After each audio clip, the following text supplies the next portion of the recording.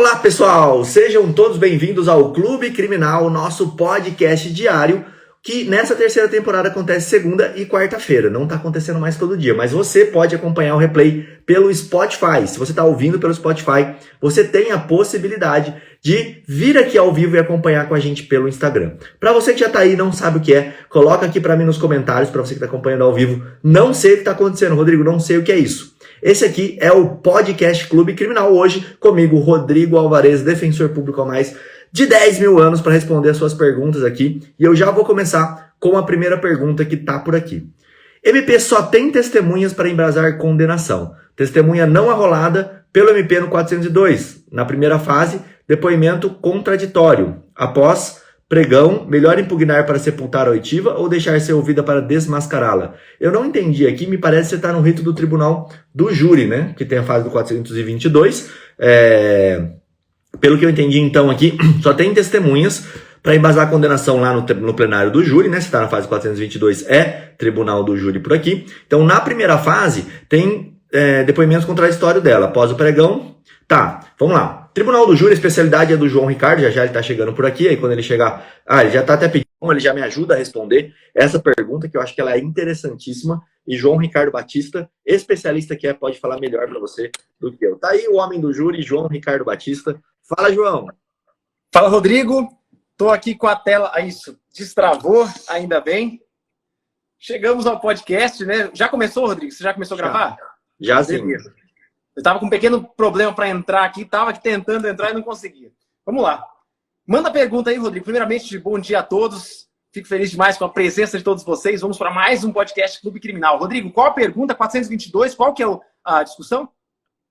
A testemunha, o Ministério Público só tem testemunhas para embasar a condenação dele. Não tem outro tipo de prova, no caso do Daniel aqui, no caso imaginário do nosso amigo Daniel.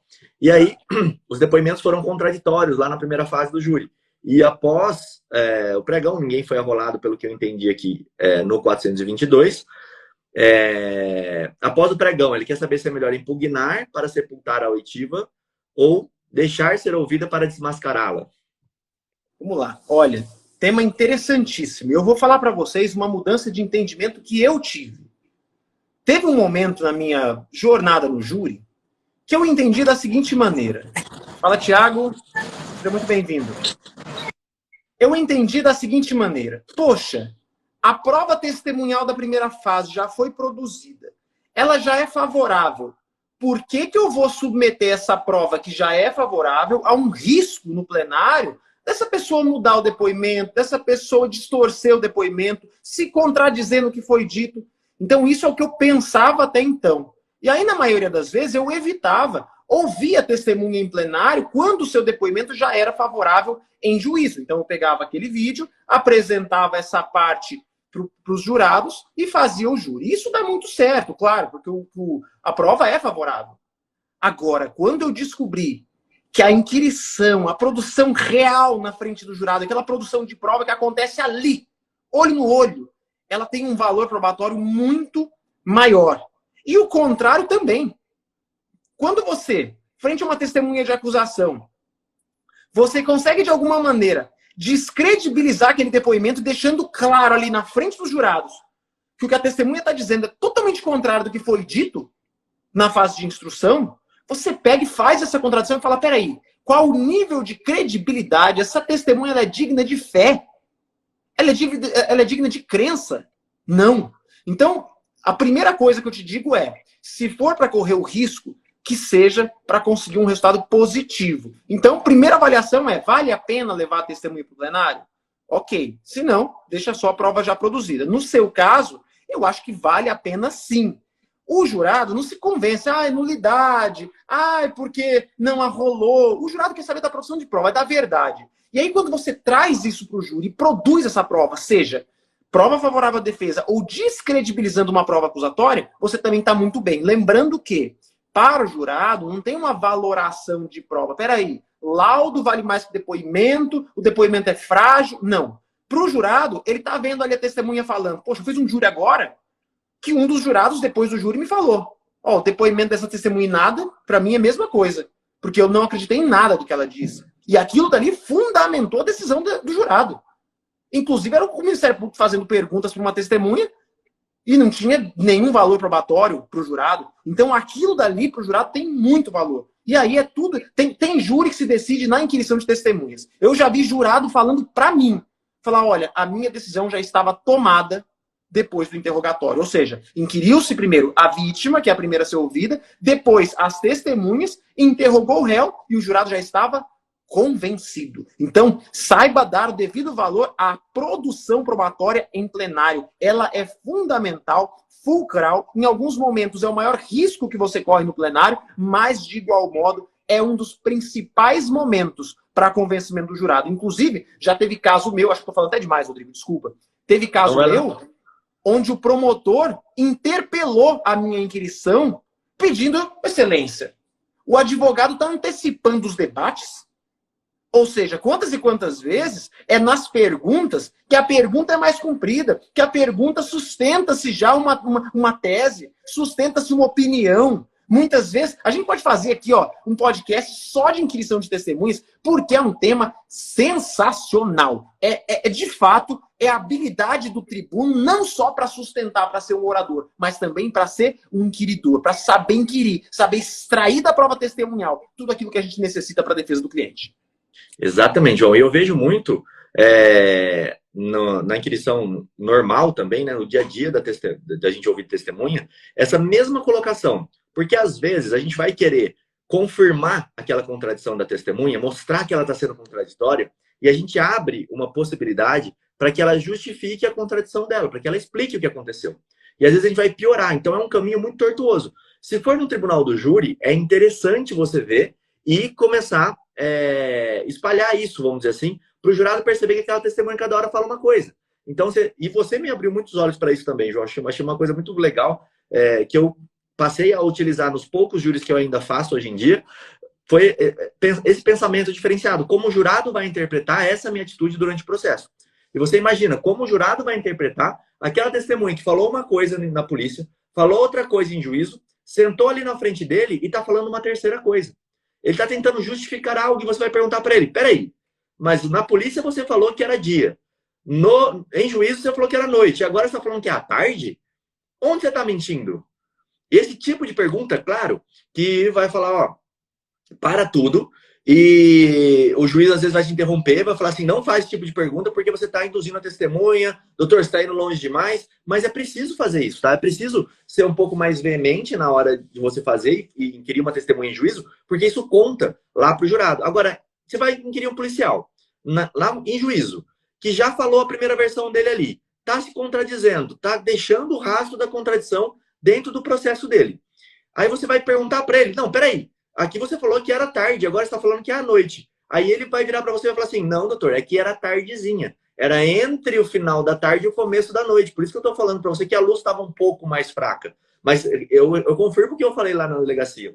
Então, às vezes, você dá a possibilidade da testemunha explicar a contradição. Isso pode ser pior. Agora, claro que na frente do jurado, onde ele já tem duas versões contraditórias, se ele vier com uma terceira, você pode interpelar ele. Não sei se você já fez isso alguma vez, João. De levantar a mão e falar, Sim.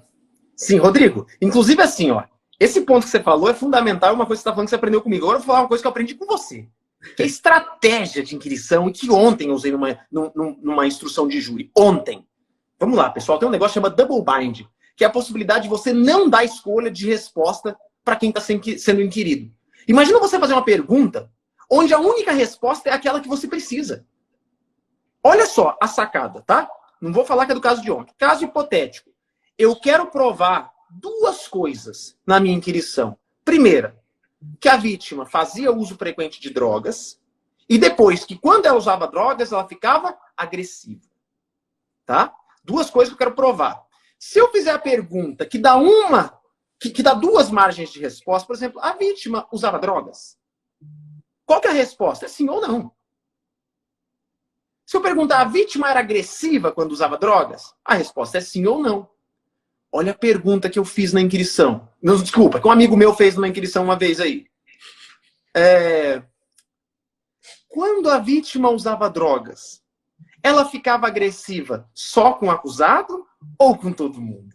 Olha essa pergunta. Quando a vítima usava drogas, ela ficava agressiva só com o acusado ou com todo mundo? Só tem uma resposta para se usava drogas. É sim. Só tem uma resposta se era agressiva. Ou era com todo mundo, ou era só com o acusado. Então a gente acaba fazendo uma pergunta que ela é estratégica, é uma pergunta inteligente. Isso aqui eu não abro para qualquer pessoa. Isso aqui é só para os nossos membros da comunidade criminal na prática, né? Lá vai eu mostrar. Mas é isso, é esse tipo de discussão. Eu quero saber onde você aprende isso em livro. Essa é a ideia. Eu estou dando só um exemplo para que você saiba dotar-se de estratégias de inquirição. Tem estratégia no manejo das perguntas. Quantas e quantas vezes eu vejo advogado que ele simplesmente vai com umas... Aqueles que vão, tá? Tem uns que nem com a perguntinha pronta vão. Vão só no Deus dará. O que rolar, rolou. Né? Deixa a vida me levar. Esses aqui estão fadados ao fracasso. Aí a gente tem um advogado meia boca, que é aquele que leva as perguntinhas. E nós, do Criminal na Prática, o que a gente faz? Eu levo um objetivo, não é nem uma pergunta, é um objetivo. Qual que é o meu objetivo na inquirição com tal testemunha? O meu objetivo é extrair dela que a vítima utilizava drogas, que a vítima era agressiva quando estava sob efeito de drogas. Esse é o meu objetivo. E a partir do momento que você elenca um objetivo, eu vou com o meu objetivo. Na minha inquirição não tem uma série de perguntas, nunca teve uma lista de perguntas. Eu vou com os objetivos a extrair daquela testemunha. E muitas vezes eu vou com as afirmações dadas por ela no inquérito ou por outras pessoas. Poxa, esse amigo meu aí disse que em algum momento ele percebeu que as testemunhas tinham relação entre si.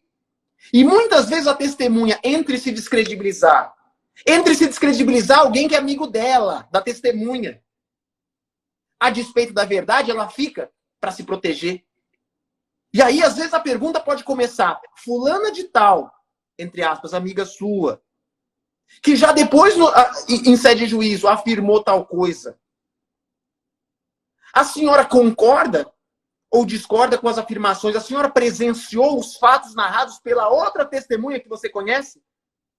Você amarra o depoimento. Você conduz o depoimento. Isso não é só para subverter a verdade, muito pelo contrário. Muitas vezes a testemunha está ali no processo só falando mentira. E é você, advogado, que de alguma maneira vai trazer a verdade, vai obrigar a testemunha a trazer a verdade para o processo. Tudo isso é estratégia. É advogado subserviente, é advogado banana, advogado de quinhentão, que não sabe se comportar de uma maneira estratégica no processo e figura de uma maneira simbólica. Isso é um absurdo. E aí a ideia do que eu tô aqui exaltado, porque estratégia na inquisição de testemunhas é tudo, é tudo. Ô, João, e eu até vou abrir em umas aulas futuras aí da comunidade, então prestem atenção, vou até abrir para vocês o protocolo de perguntas, vamos dizer assim, um mapa de perguntas que a gente faz, que é o mapa onde o primeiro item é esse que o João falou, tá? Ele fica lá em cima, bem grande assim, que é escrito objetivo. Por que eu tô pontuando esse tópico aqui? Só esse tópico desse nosso mapa. Porque toda hora que você for perguntar, for inquirir alguém, for falar com uma testemunha, você nunca pode fugir o que você quer daquele depoimento. Foi o que o João acabou de falar. O que acontece? Comigo aconteceu já centenas de vezes, tá? Não é nem um hiperlativo aqui de falar centenas, foram centenas mesmo. Daquela vontade, sabe, que começa aqui embaixo, assim, ó, e ela vai subindo, você fazer aquela pergunta, ela vai subindo, aí você quer perguntar, aí você fala, cara, vou perguntar isso, não é possível, vou ter que perguntar isso. Cara, tá completamente fora do seu objetivo, não tem nada a ver com o que aquela testemunha sabe, aquela curiosidade sua tá vindo aqui na garganta, assim, você vai e solta aquela pergunta naquele momento. Você não tá, muitas vezes, preparado, veio de supetão, e aquela pergunta acaba ferrando todo o seu processo.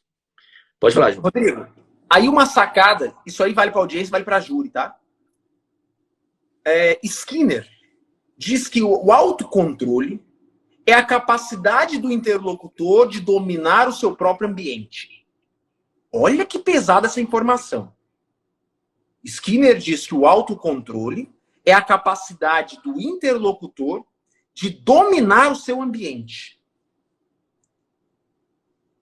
Alinhado com isso que o Rodrigo disse, imagina você num júri, o seu papel ali é defender o cliente, o seu papel é ser servo da verdade do cliente, é em defesa dele que você gasta cada um dos segundos de fala, cada saliva, cada sílaba dita por você é para defender o cliente.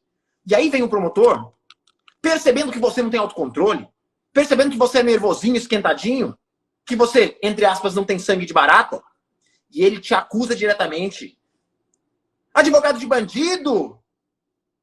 É só pagar que ele defende até o capeta. E aí você, advogado, esquece de defender o seu cliente para defender a sua honra, o seu moral. Ela na audiência, quando você tem que fazer uma pergunta séria, uma pergunta de defesa, e simplesmente você começa a ver a testemunha mentindo, e aí você não se contém, você quer desmascarar aquela testemunha, e você esquece que quem tem que ser defendido é o réu. E não a honra, a verdade da testemunha. A testemunha já está em descrédito.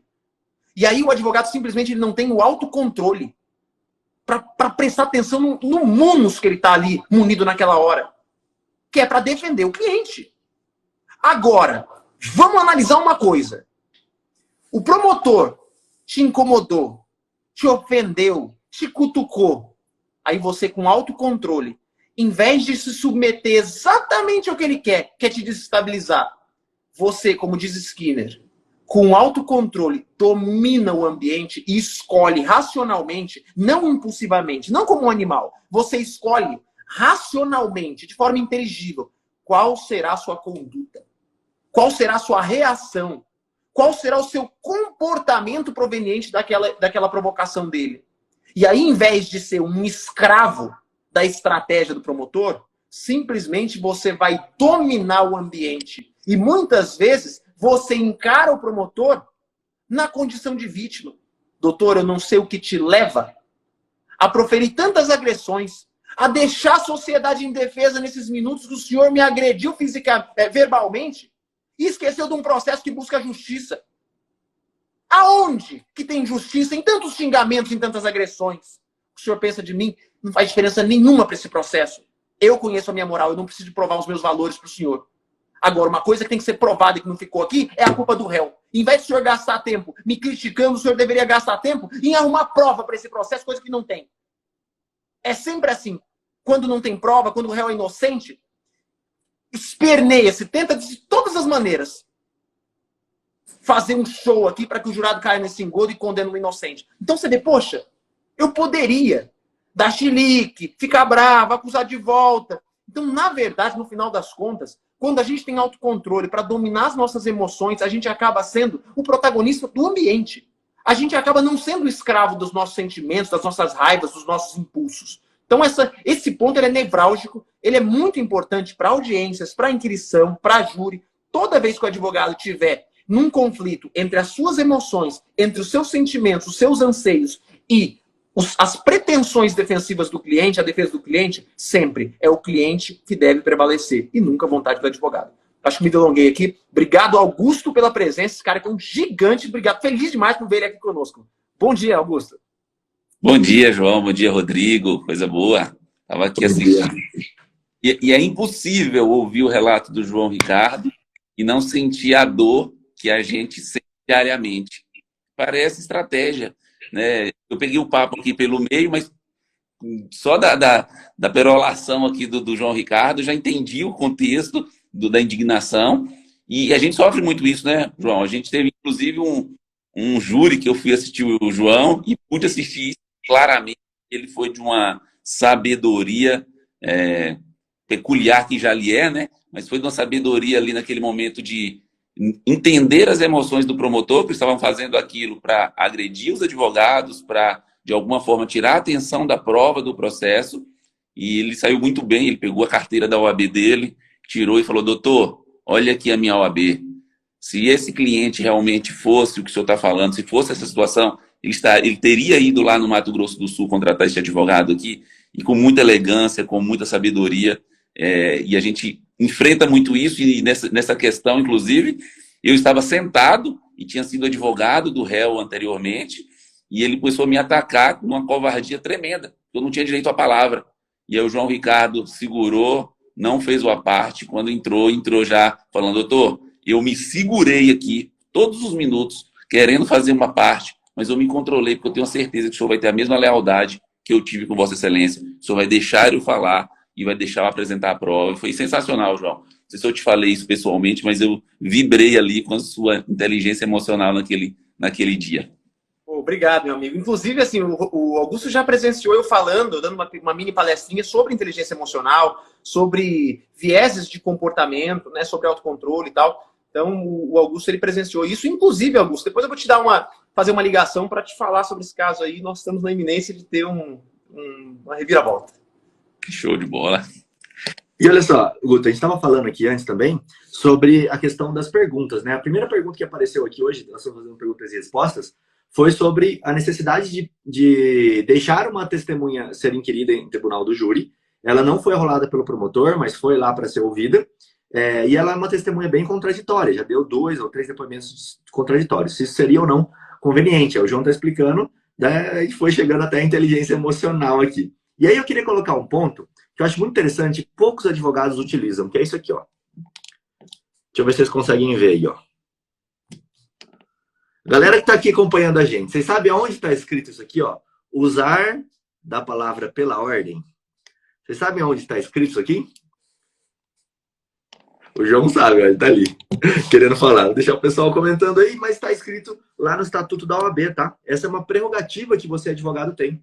E muitas vezes a gente esquece de utilizar esse ponto. Quando, Rodrigo? Quando, por exemplo, o promotor, e isso é muito comum, começa a conduzir o depoimento de uma testemunha para falar para ela, olha, você encontrou dentro da gaveta da escrivaninha do lado esquerdo da cama 72 gramas de cocaína e 32 gramas de maconha quando você fez a abordagem na casa que fica na rua tal, que tinha 10 pessoas dentro? Isso não é uma pergunta, isso não tem que ser feito dessa forma, tá? Nesse momento, o advogado ele não pode ter medo, porque todo mundo vai olhar para você, vai todo mundo brigar com você, mas você tem que levantar sua mão e tem que falar, excelência, pela ordem. A pergunta feita pelo digníssimo promotor de justiça, ela ofende a forma como tem que ser feita a pergunta aqui em juízo. A pergunta tem que ser direta, ele não pode narrar o fato e só obter a confirmação da testemunha. Quem tem que narrar o fato é a própria testemunha. Ele pode perguntar o que você encontrou dentro da residência, em quais cômodos da residência você foi no momento da diligência. Isso ele pode perguntar, né? Claro que tem aquela sagacidade, como o João falou aqui, do double bind. Por exemplo, o promotor perguntar qual tipo de droga você encontrou dentro da residência, ele já está induzindo que foi encontrado droga ali dentro, tudo bem. Agora, ele falar a gramatura da droga, o quanto tinha de gramas, falar o tipo da droga, falar onde ela foi encontrada e deixar só sobrar para a testemunha falar sim, isso não é uma forma de perguntar. E muitas vezes eu me sinto assim na audiência, na violência doméstica também, porque aparece muitas vezes as pessoas falando assim para a vítima, como que a senhora não sentiu medo se a senhora foi até a delegacia fazer um registro de ocorrência? Opa, isso não é a pergunta, tá? Isso já está muito fora. E nesse momento, o correto é nós levantarmos a mão e falar, excelência, pela ordem, essa pergunta ela tem que ser indeferida, porque ela foi feita de uma forma equivocada. E eu estava assistindo, e eu vou passar já a palavra, acho que o Guto quer falar, eu estava assistindo uma série, que é uma série até interessante, que vai falar sobre estupro, tal, é uma série que está bombando aí na Netflix, que tem essa temática de fundo, do cara estuprou, não estuprou, do jeito que ele pensa, se é ou não estupro, mas eu fiquei olhando o tribunal ali que foi acontecendo, e as pessoas sustentando para o tribunal do júri, a forma como eles fazem isso, né, achei bem interessante, e a todo momento que o advogado de defesa ou de acusação faz aquela colocação mais impertinente, eles têm um momento de interromper deles, e isso é completamente normal dentro do Tribunal de Justiça norte-americano, pelo menos nos filmes, né? Não sei se na vida real tem tanta intervenção assim. Eu já assisti a audiência lá, mas não sei se tem tanta. Se alguém souber aí mais a fundo, pode falar. Mas a gente tem essas intervenções, eu acho tão legal quando isso acontece, né? Olha, excelência, ele está passando do limite aqui. Opa, essa pergunta não pode ser feita. Eu esqueci a palavra. Scandal, exatamente esse. Obrigado, Henrique. Eu esqueci a palavra que eles utilizam nos Estados Unidos aí. Se alguém lembrar, acho que o Guto queria falar. Pode falar, Guto. E são duas situações, né? Uma quando essa inquirição é feita no plenário do júri e outra quando acontece diariamente em todos os processos.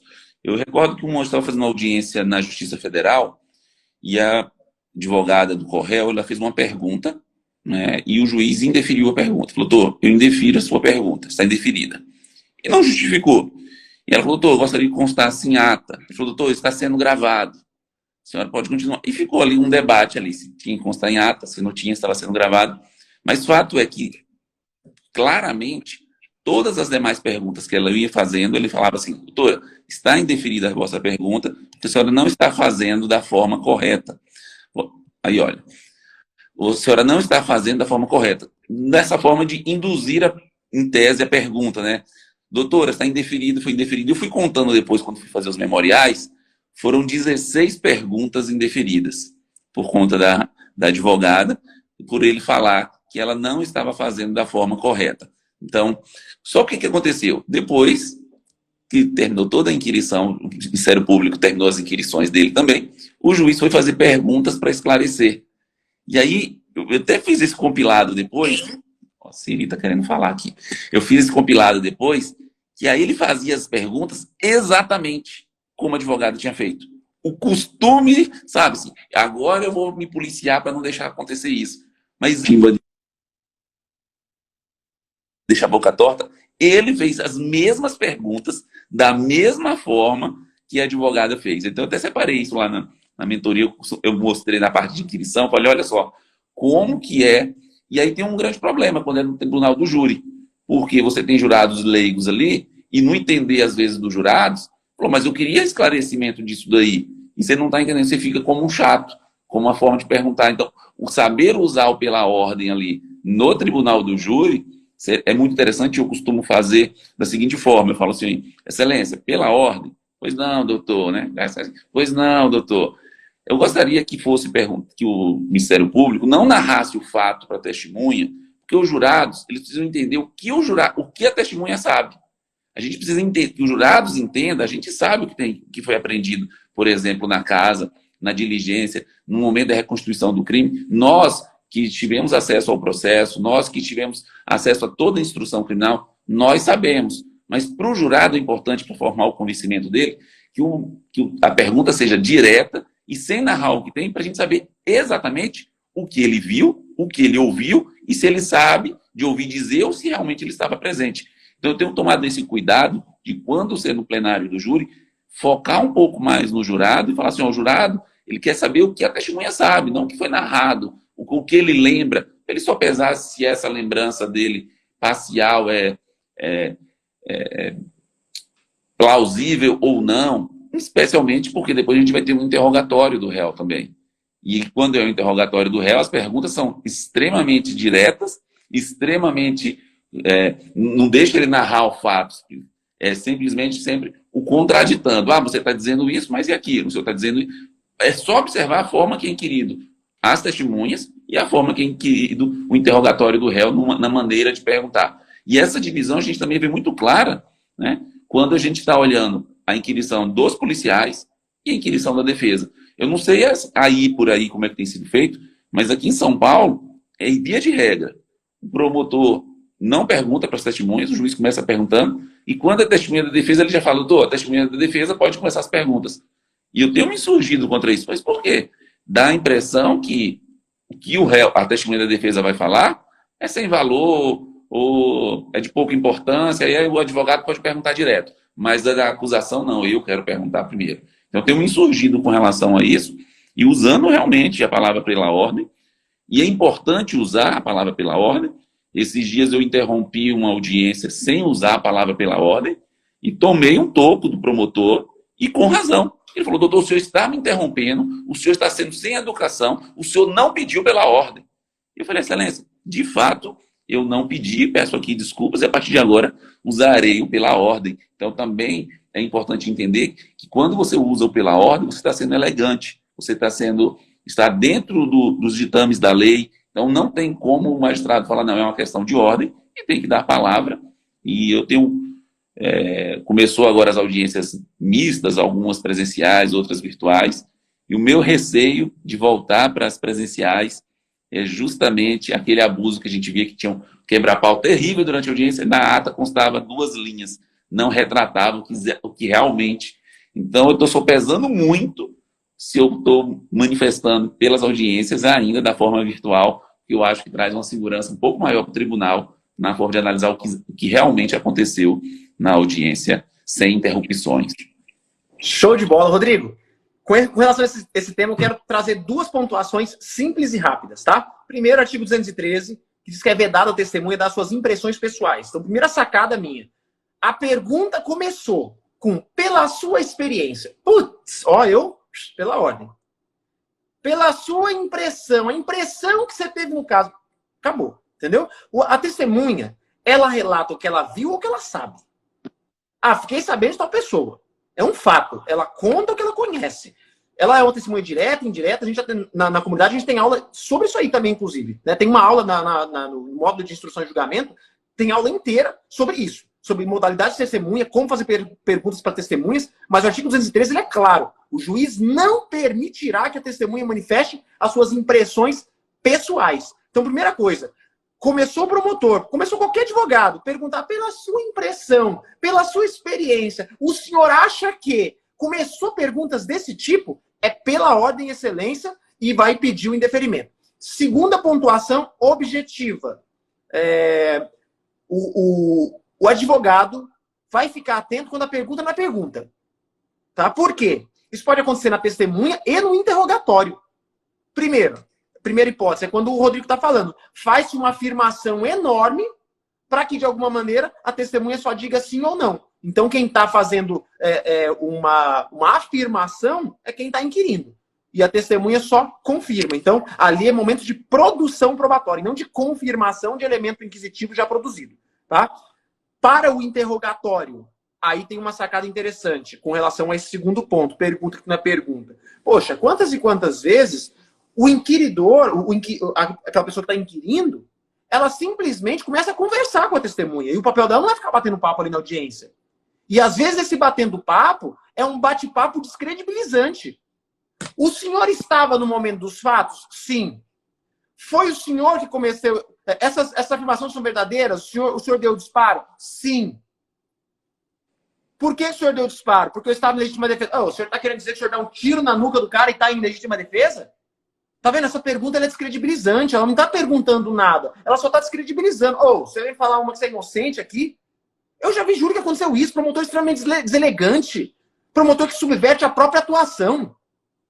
Se a pergunta ela diz respeito a um fato, o que ele sabe, o que ele viu, ok, a pergunta tem que ser feita. Agora, a pergunta que tem o objetivo exclusivo de descredibilizar, de humilhar, de aviltar, de desmoralizar, ela precisa de um advogado combativo ali para falar, pela ordem, excelência, qual que é o objetivo do promotor ao fazer uma pergunta dessa? Ele está querendo só descredibilizar o réu na frente dos jurados. É isso. O papel dele é inquirir o réu, e o réu nem precisa de responder isso. Inclusive, seu fulano, recomendo o senhor, depois de uma pergunta tão deselegante dessa, o senhor nem responder mais nada pro promotor, tá? Vamos lá. Terceira sacadinha que eu lembrei aqui. Desculpa. Perdão. Diga, Augusto. Não, justamente dessa parte de trazer, tirar a credibilidade da testemunha, eu estava fazendo um júri aqui em São José do Rio Preto, e aí a prova bem convergente para a defesa, tinha uma testemunha que foi aquele termo que você falou, que era testemunha contraditória. E quando ela entrou, a primeira pergunta que o promotor fez, há boatos aqui que o réu comprou testemunhas, você é uma delas? E aí, na hora que fez isso, e aí ela ficou ali meio que engasgando, não, totalmente naquela situação, eu falei assim, excelente. E começou... Pela ordem, o Ministério Público, como fiscal da lei, eu gostaria que ele dissesse quando que ele tomou ciência dessa informação que não existe nos autos. Ele falou, doutor, desde que eu assumi o processo. Eu falei, excelência, eu quero que seja oficiado da corregedoria, então, pelo crime de prevaricação. Porque o Ministério Público, ele teria a obrigação, se soubesse de um possível crime, isso é crime, isso a gente não admite aqui. Mas, assim, posso falar a verdade? A gente perdeu o júri, e depois eu fui conversar com os jurados. 2 jurados falaram, doutor, aquela testemunha lá. Então, a gente fez tudo. Tentamos de alguma forma. Mas o livre convencimento, ela não esperava, ela não era comprada, era uma testemunha muito espontânea para falar, mas ela ficou totalmente constrangida com aquela pergunta.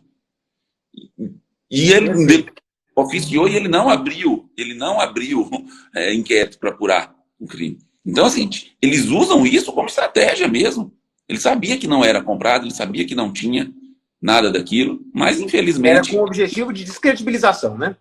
Exatamente. Desculpa te interromper, João. Não, perfeito, perfeito. A galera tem que entender como isso funciona na prática. Eu estou falando aqui, o Augusto já trouxe um exemplo prático, né? Toda aula de direito penal era sempre assim, aberratio ictus, aberratio causae, aí ninguém entendia nada. O professor vem com exemplo, atirou atrás da moita, acertou a pessoa, achando... Ô, João, desculpa, pode terminar, depois eu só quero complementar. Não, eu quero terminar o último ponto prático. A galera que assiste nosso podcast sabe que a gente vem com questão prática aqui, é para aprender a advogar, é para aprender a ter estratégia. É o que eu faço na minha advocacia, é o que o Augusto faz, é o que o Rodrigo faz no exercício da defensoria dele, dos casos dele.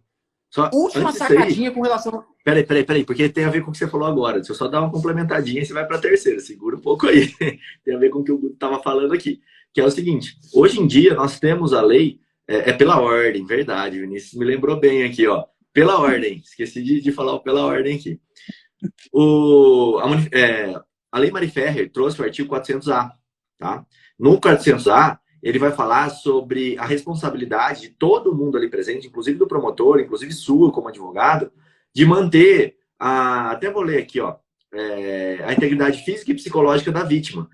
Só que tem uma hora que ele vai falar sobre a testemunha também. Tá? Então, utilização de linguagem, de informação ou de material que ofenda a dignidade da vítima ou de testemunha. E tem o mais importante, é o que eu queria falar aqui, ó. Essa parte onde fala sobre a manifestação sobre circunstâncias ou elementos alheios aos fatos, objetos de apuração nos autos. Tá? Então, seria vedado, tá aqui, é vedado, que você faça manifestação sobre circunstância ou elemento alheio aos fatos, objetos de apuração nos autos. Então, se, como no caso do Guto aqui, que o Guto estava falando, que fez a intervenção muito bem, é muito difícil no júri, né? Porque esse convencimento vai ficar ali, o boato virou verdade. Você pode falar, excelência, pela ordem. A pergunta que foi feita, ela não está constando na denúncia. E aí, essa é uma das coisas que eu tenho enfrentado aqui na Defensoria, que depois que o João trouxer a terceira sacada, eu vou voltar no ponto que o Guto perguntou, tá? Isso aqui está acontecendo muito da forma como está perguntando, como está sendo tratado cada uma das partes. Eu só queria pontuar esse inciso aqui, que a gente esquece, às vezes acha que essa lei Mari Ferrer só veio para prejudicar, mas na verdade, para mim, ela veio para ajudar muito, tá? Porque ela fala isso, ó. Você não pode fazer perguntas, você não pode trazer elementos que sejam alheios aos fatos. E onde é definido os fatos? Na denúncia. Então, peraí. Tem na denúncia esse fato que o promotor está falando? Não tem. Então você não pode fazer perguntas sobre isso. É bem nessa linha, né? Fala aí, João. Vamos lá para a terceira sacada. Não, sensacional, cara. É tanta informação prática aqui que a gente vai emendando as coisas. E eu quero que você abra aí, por favor, Lei 8906, inciso 10, para a gente só ler um detalhe que tem a ver com isso que você disse, tá? O inciso 10 do artigo 7º.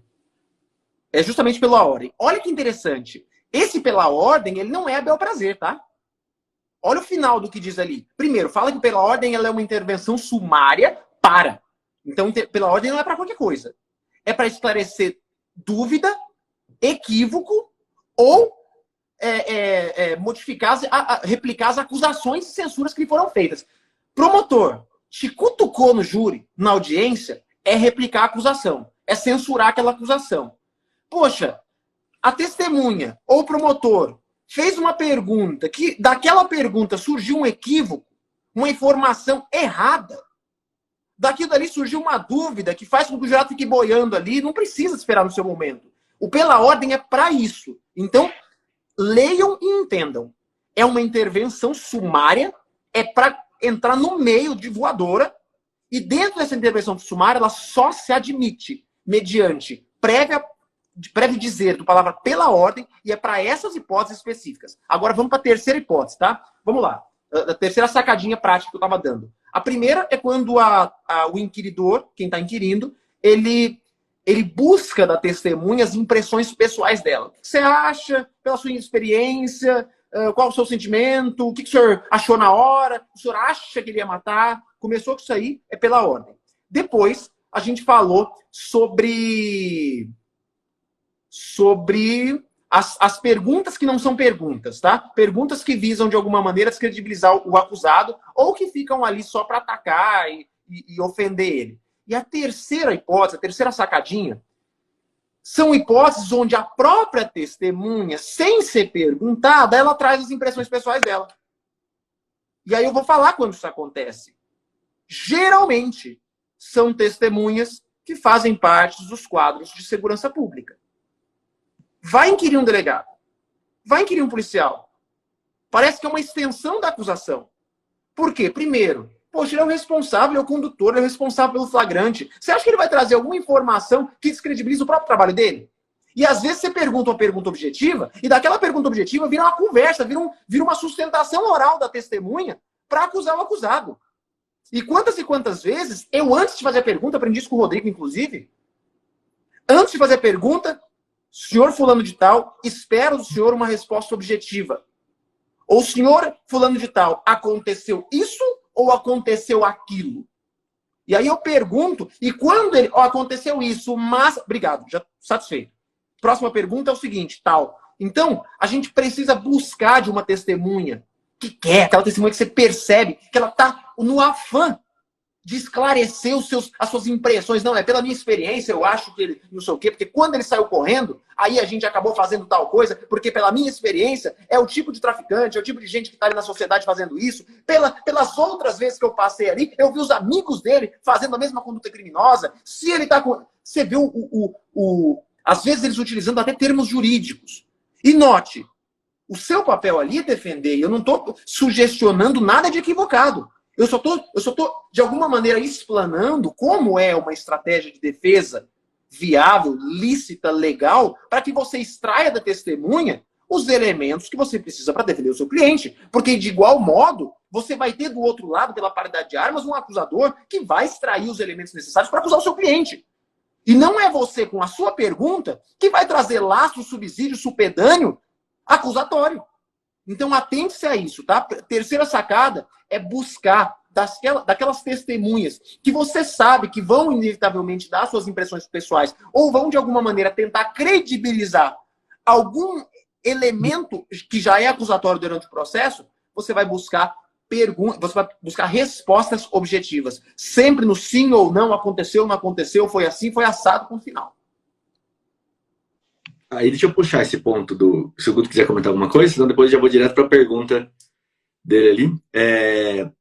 Até falaram aqui, ó, e quando o policial responde isso, já está nos autos. Eu acho que a gente também tem que ficar muito atento para o fato de que as pessoas elas não sabem como é uma audiência, tá? É novo para elas, a maioria, né? O policial não conhece como que é o processo. Muitas vezes conhece, já sabe como é, mas muitas vezes não.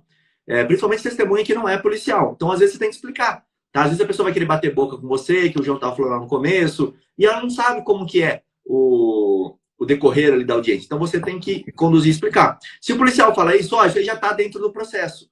Você tem que falar, olha, se a informação está ou não no processo, esse é um outro detalhe. Nós estamos aqui para entender o que você sabe sobre os fatos que ocorreram. Então o que eu preciso é que você me fale, mesmo que essa informação esteja ou não dentro do processo. Então por isso eu vou repetir a pergunta. E aí você pergunta, ó, isso aconteceu? E aí é muito comum também, às vezes a pessoa dá a volta. Quando ela começa a dar a volta, você vai falar assim, não, excelência, minha pergunta não é o que aconteceu lá no dia. Minha pergunta é se no dia aconteceu tal fato. A resposta é sim ou não. Aconteceu ou não aconteceu. Ainda não perguntei como, ainda não perguntei por quê. Só perguntei se aconteceu. E aí você pode ir orientando a testemunha como também ela deve se comportar ali dentro. E aí, voltando à pergunta do... Pode falar, João. Cara, é muita sacadinha, né? Última agora, prometo, tá? Não sei se a galera tá gostando. Deixa nos comentários aqui. Parece que os comentários pararam pra mim. Vocês estão gostando, galera? Deixa aí o feedback pra gente nos comentários, quem tá assistindo ao vivo.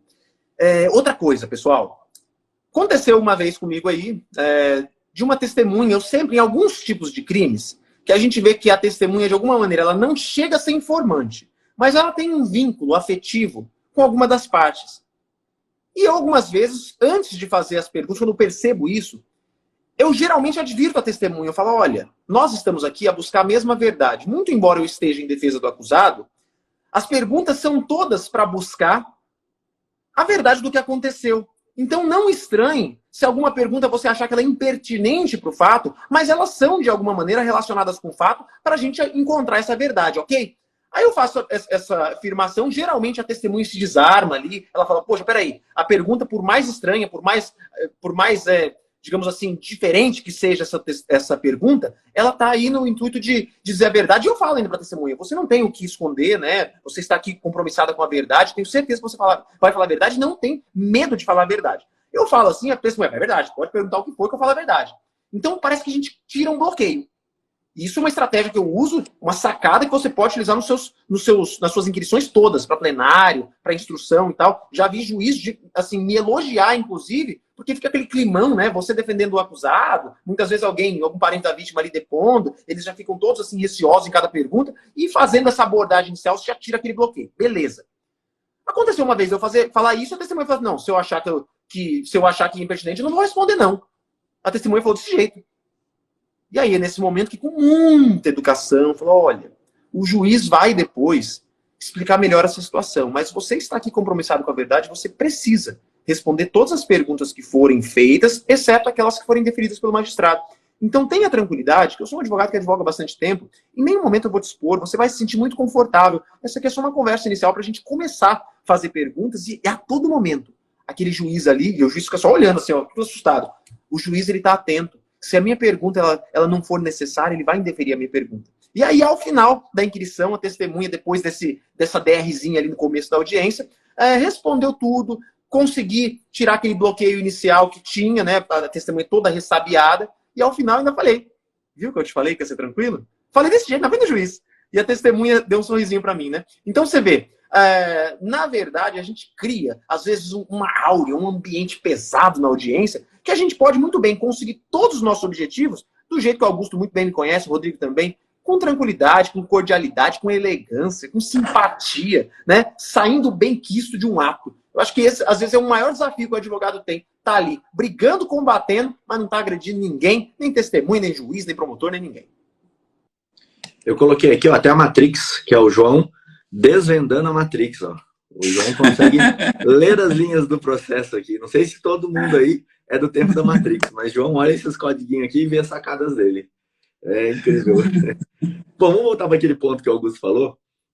Como que acontece aqui, né? Normalmente, na vara que eu trabalho, nas varas que eu atuei, o juiz, ele faz aquela pergunta inicial para a testemunha, se ela é amigo, se ela é parente, toma o compromisso dela e passa direto para o promotor. Fala, doutor, o senhor está com a palavra, o promotor faz as perguntas dele, quando a testemunha é da acusação, e depois passa a palavra para a defesa, e aí se a testemunha for da defesa, faz o inverso, né? Primeiro passa para a defesa e depois para a acusação. Inclusive, até foi uma pergunta aqui, deixa eu já matar essa, que eu coloquei aqui uma hora. Se pode rolar as mesmas defesas da acusação? Pode, é uma estratégia bem interessante, tá? Você rolar as mesmas testemunhas da acusação. Por quê? Se o promotor for desistir daquela testemunha, você também tem que ser consultado sobre isso. Porque você, como arrolou ela também, você também quer ouvir ela. E o que acontece muito, essa aqui é uma sacada também para você, quando você arrola as mesmas testemunhas, chega na hora da audiência, o magistrado pergunta, promotor, o senhor quer desistir dessa testemunha? O promotor fala, sim. E ele não pergunta para você se você quer também. Fala, então vamos desistir da auditiva dessa testemunha. Aí você, epa, né? Então, essa pode ser uma causa de nulidade, tá? Você pode deixar isso passar e depois falar, olha, excelência, tem uma nulidade, porque eu não fui constado sobre a existência dessa testemunha. E aí, dependendo da situação, isso pode ser interessante. De novo, isso é maldade. Não, não é maldade, é uma regra processual. O juiz tem que perguntar para as duas partes. Se as duas partes arrolaram a testemunha, ele não pode, apenas com a desistência do promotor, não ouvir mais aquela pessoa. Isso é muito comum de acontecer. Mas aí, segura aí, deixa eu só terminar esse assunto, senão eu não vou falar nunca dele. O que eu vejo que acontece muito, principalmente aqui na vara da violência doméstica, tá? É minha impressão do que acontece todos os dias. Quando chega para ouvir testemunha de defesa ou ouvir o réu, todo mundo da sala, os promotores, os juízes, enfim, já estão extremamente irritados. Eles não querem mais ouvir o réu. A expressão é uma expressão negativa. A forma de interromper é uma forma de interromper cada vez mais. Então, assim, para a testemunha da acusação que chega ali, boa tarde, bom dia, você quer uma aguinha? Nossa, como que o senhor tá? Que legal, é risada. Quando chega a testemunha de defesa, já é um tratamento mais ríspido, mais duro, sabe? Tipo, esperando que aquela pessoa vá mentir, esperando que aquela pessoa vá falar alguma coisa, sendo que testemunha é natural para os dois lados, tá? Testemunha é igual para todo mundo. Ou então, quando o réu chora, um tempo atrás, né, não é, inclusive, o pessoal que eu trabalho hoje, foi uma outra época, vamos dizer assim, o réu chorou ali, no momento que estava contando o depoimento dele, quando ele saiu, todo mundo começou a dizer, nossa, que lágrimas de crocodilo, não sei o quê. Opa, peraí, se a vítima que chora, você vai oferecer lenço, água, vai esperar ela se acalmar, e se é o réu que chora por um drama que está acontecendo na vida dele, você vai falar que aquela lágrima é de crocodilo, pô, que tratamento diferenciado é esse? E aí, para exemplificar isso tudo, foi o que aconteceu no meu último dia de audiência. Hoje eu tenho de novo, né? Tarde inteirinha aí, com acho que não sei quantas são, mas acho que são umas 15 audiências hoje. Depois eu coloco lá no meu stories como é que foi. Mas enfim, no dia da minha última audiência, até contei um pouquinho para vocês, foi o fato em que o policial contou toda a abordagem como foi feita, que o réu chutou a viatura, que o réu quebrou a delegacia, que o réu ameaçou o policial, que o réu chamou o policial depois para ameaçar. E tudo isso sem nenhuma contestação, deixando o policial contar a história inteira, o tempo que fosse preciso, para ouvir aquele policial sem problema algum. E aí, quando foi o réu para contar de como foi a abordagem, ele foi interrompido, ele não pôde contar. E foi dito para ele, não, peraí, isso aí não faz parte dos fatos, o senhor não precisa falar sobre isso. Isso aí eu não quero ouvir. Não, peraí, você deixou o policial até agora contar como foi. deixou o policial explanar tudo, como foi a sequência, que que o réu teria sido o capeta ali dentro da viatura. E agora, quando o réu vai contar que ele apanhou do policial, e provavelmente é por isso que o policial, que é a única testemunha que viu a suposta ameaça para a vítima, sendo que a vítima ficou em silêncio, você vai falar que o réu não pode contar que ele apanhou? Porque ele ter apanhado faz total relevância, porque se esse policial está sofrendo um procedimento administrativo, como provavelmente está, por conta de ter agredido esse réu, ele é muito interessado em querer ferrar a vida desse cara. Então, por isso que provavelmente ele está falando isso, por isso que ele está justificando a conduta dele. Então, eu preciso disso, porque você vai considerar o depoimento desse policial lá na hora de dar a sentença. Então, assim, a gente tem que tomar cuidado com essas colocações, tá? E não ficar intimidado porque o juiz interrompeu aquele depoimento. Isso é muito comum de acontecer. O réu começa a falar, o juiz olhar para ele e falar, não, eu já entendi. Alguém tem mais alguma pergunta aqui? Isso é muito comum na minha vara também, tá? Nem seguir como seguem todos as oitivas, de falar, olha, eu não tenho mais perguntas, doutor promotor, o senhor tem pergunta? Sim ou não? A defensora da mulher tem perguntas, defensor do réu. No caso do réu é assim, não, eu já estou satisfeito, alguém aí tem mais alguma pergunta? Opa, não, peraí, não é alguém aí. E aí, o que eu faço? Todos os dias é a mesma história. O que eu faço? Eu fico quietinho na minha, esperando. Alguém aí tem mais alguma pergunta? E eu fico esperando. O promotor tem que falar que não, a defesa da mulher tem que falar que não, depois que todo mundo falar que não, eu falo, eu tenho. E aí eu vou perguntar tudo que for preciso ali para testemunha naquele momento, tá? Então, eu enfrento isso todos os dias, Augusto, respondendo aqui, né? Da gente perceber essa indiferença de tratamento, quando na verdade deveria ser, cara, eu tô ali para acolher a oitiva daquelas pessoas e não para julgar se elas estão falando verdade ou mentira. Não nesse momento. Você vai fazer isso no momento futuro. Ali você tá para ouvir o que ela tem para dizer. E se for mentira, você tem que ouvir como se fosse verdade. E você tem que engolir a sua vontade de xingar o mundo quietinho e seguir na mesma toada. Isso serve pra gente também, tá? Testemunha tá ali mentindo horrores. Não dá pra você ficar revoltado, bater na mesa e falar, esse cara tá mentindo. Não, pô. Cabe a você dar corda pra mentira, pra você aumentar isso dentro do processo pra mostrar, olha, tudo que ele falou não é verdade, mas você vai fazer isso quando? Lá pra frente, né? Não é naquele momento. Eu até abri aqui, Rodrigo, alegações finais memoriais que eu fiz recentemente aqui na Vara Federal. Deixa eu ver se dá pra mostrar aqui. Deixa eu ficar meio longe aqui. Vai. O que aconteceu? Chamou a audiência, correu, arrolou testemunhas, eu arrolei minhas testemunhas, foi ouvida minhas testemunhas, o Corréu não tinha perguntas, Ministério Público.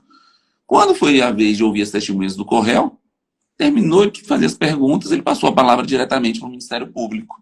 Eu falei, excelência, eu tenho perguntas. Ele falou, não, se você não arrolou a testemunha, você subentende que você não tem perguntas. Eu falei, como? De onde que tirou isso? E aí o Ministério Público, uma audiência super complexa, vários testemunhos, o Ministério Público falou, esse conselho aqui, ele protestou e falou o seguinte, olha aqui, ó, o Ministério Público, deixa eu puxar aqui, vai estar no ID aqui, vai dar para ver. Ele chegou e falou o seguinte, falou, doutor, a testemunha não é da parte, é do processo. A testemunha não é nem da defesa nem da acusação. É só a rolou, mas a testemunha é do processo.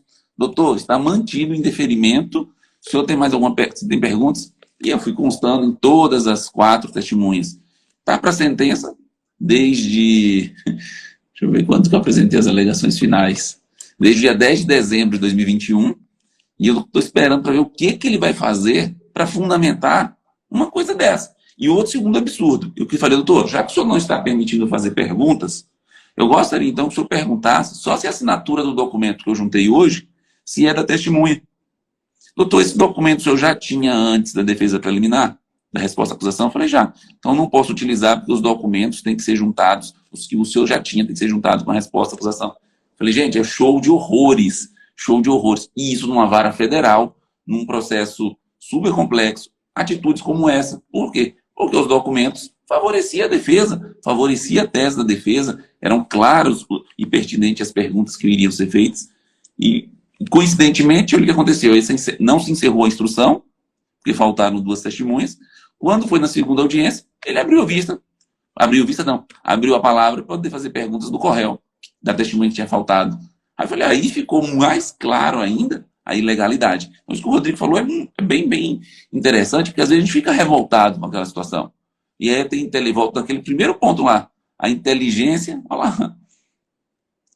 Exatamente, o 231 aí, ó. Salvo casos expressos em lei, as partes poderão apresentar documentos em qualquer fase do processo, inclusive apresentam às vezes em alegações finais, para poder abrir vista novamente ao Ministério Público, a depender do que ele fala, nas alegações finais dele, a fim de falar, olha, excelência, já se encerrou a fase do 422, tem alegações finais, mas a qualquer momento, e demonstrando a pertinência, usando sempre o princípio da verdade real.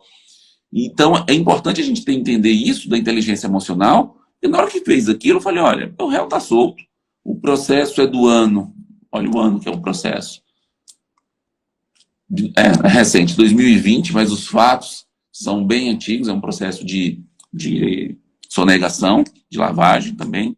Então, é importante ter inteligência emocional e falar o seguinte, vou constar a nulidade, vou pedir para constar em ata e segue o barco, sem se estressar, sem se revoltar ali na audiência. O importante é você constar o que deve ser constado dentro do processo.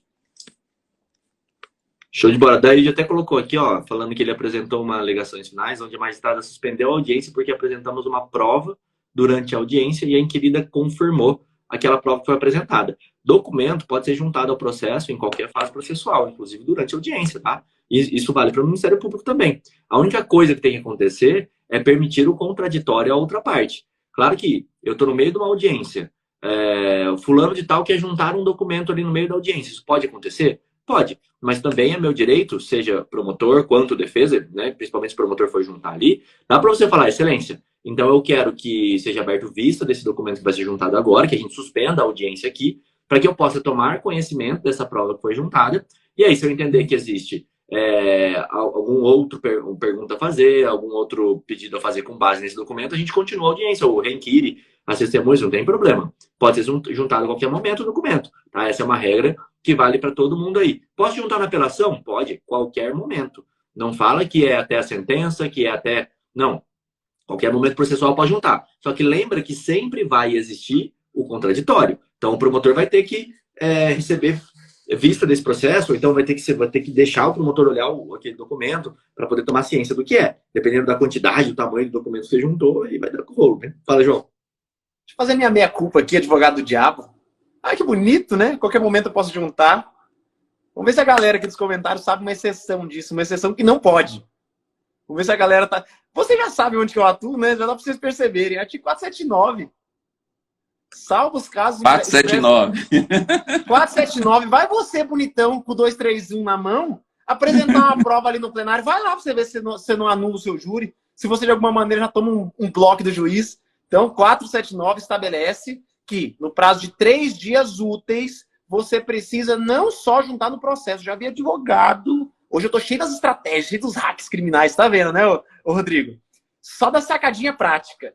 Já vi advogado ler o 479 e achar que é só pegar 11,59 e meter no processo os documentos. Não, é da ciência a parte contrária. Então, o que eu faço nos meus casos? Primeiro, é dias úteis. Não é o prazo processual, não.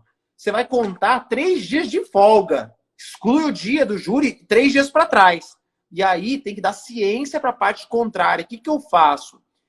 Eu anexo os documentos no processo. Os documentos estão no processo, eu ligo no cartório e falo, remete para o MP, encaminha, manda malote digital. Eu quero que notifique o MP.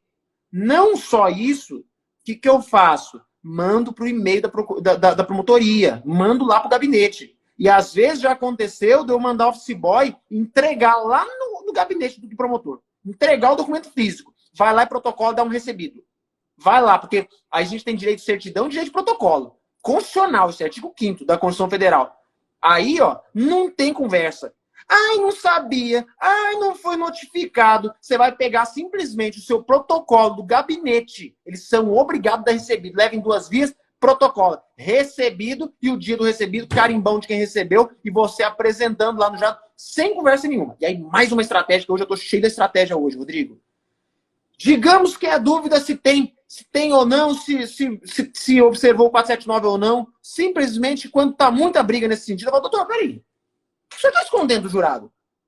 O senhor está querendo mostrar isso aqui pro jurado? Isso aqui é verdade. Isso aqui é prova do processo. Isso aqui eu observei o 479. Além de não cumprir a lei, além de não querer obedecer um dispositivo normativo do 479 que estabelece que o documento pode ser juntado, o senhor ainda está escondendo alguma coisa do jurado. O que o senhor tem a esconder? Ué, se o senhor permitir, mesmo sem ter juntado o 479, eu posso, pela plenitude de defesa, apresentar para o jurado, se o senhor permitir. Agora é a escolha do senhor. A prova da inocência está aqui nesse envelope. Posso mostrar ou não para o jurado? A decisão está nas suas mãos. E agora o senhor lava as mãos ou o senhor toma a decisão certa, que é não obstar a verdade do jurado que está aqui sedento por descobrir a verdade. Porque se sem essa prova aqui, eles vão ser obrigados a absolver pela dúvida. A dúvida te prejudica, doutor. A dúvida prejudica a acusação. Essa é a sacada, tá? Eu acho que eu estou falando tô abrindo demais aqui, né, Rodrigo? Não, eu quero dar uma outra sacada. Eu estava procurando o número do processo aqui, eu não vou achar o número do julgamento. Mas é o seguinte, pessoal, e eu falo isso por causa da defensoria também, tá? Quando começa a correr o nosso prazo? Tem tudo a ver com o que o João está falando. Quando começa a correr o prazo para que o Rodrigo se manifeste? É no momento da intimação, é no momento de entrega com vista pessoal para mim, porque isso é uma prerrogativa que eu tenho, eu preciso da intimação pessoal. Porém, não é para o Rodrigo, defensor público, pessoa individual. É para o órgão. Então isso é muito interessante, tá? Se o TJ entregou o processo lá na administração da Defensoria Pública e pegou o recebido, começa a correr o meu prazo a partir do momento que a Defensoria Pública distribuiu o processo e levou até o meu gabinete. Isso com o sistema online, tá? Ele funciona assim, eles jogam dentro de um fluxo de trabalho. A partir do momento que ele jogou dentro desse fluxo de trabalho, claro que tem a lei aí do processo físico, vai falar 10 dias para você abrir, enfim, mas esquece essa parte. Ele conta a partir do momento que ele entregou para a defensoria e não para o Rodrigo, pessoa individual. Então, se eu tenho que tomar sentença, ciente de uma sentença, isso acontece quando chega. De quem é a responsabilidade de pegar esse processo e fazer chegar até o Rodrigo em prazo hábil para ele fazer a manifestação dele? Da Defensoria Pública.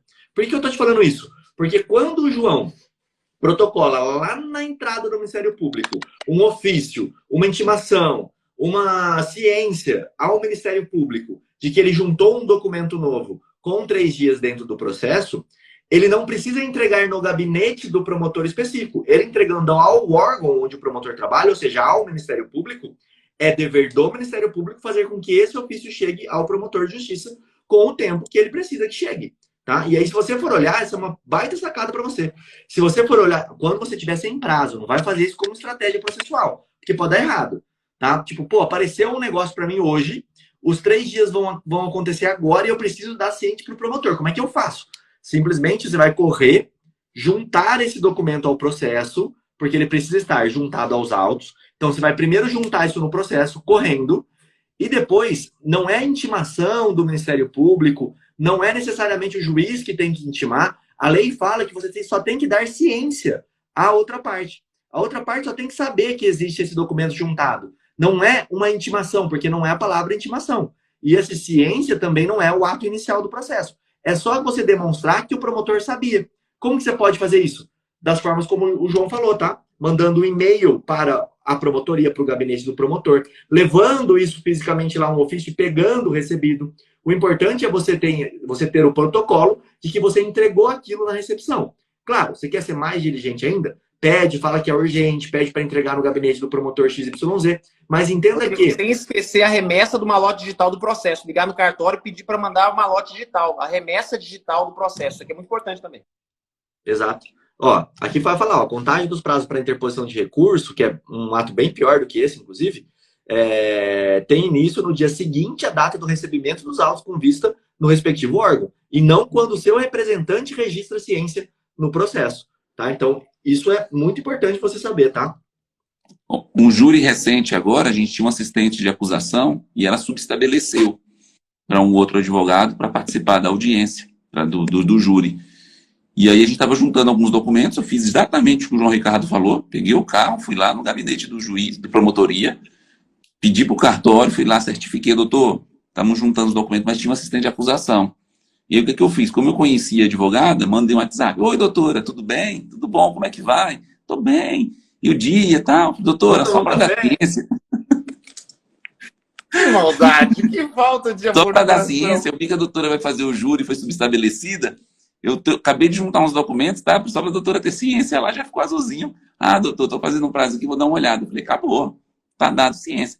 Mas mesmo assim, o magistrado mandou o oficial de plantão ir até o escritório e certificar.